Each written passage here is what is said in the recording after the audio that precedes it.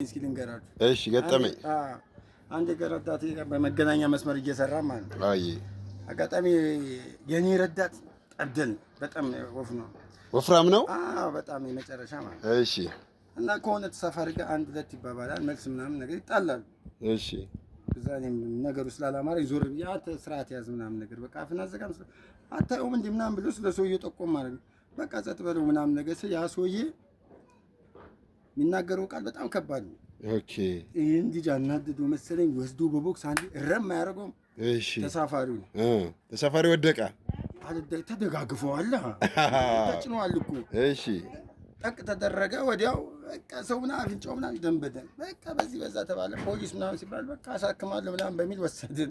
እሺ ወሰድኩ። ጤና ጣቢያ ተደረገ፣ የሚደረገውን ተደረገ። ምሳ ጋበዝን ምን አልን። አንዱ ወደዛ አንዱ ወደዚያ ካንከራተተን በኋላ ቤቱ ካደረስነው በኋላ የሆነ ነገር እንስጥ በፍጹም አለ በቃ ምናምን እዛ ቁጭ ብለን እና ረዳቴ ሂሳብ ስንሰራ 700 ብር ወጪ ወጥቷል። እሺ ረዳቴ ወይኔ አንድ ቡክ 700 ብር ይጓ ይላል።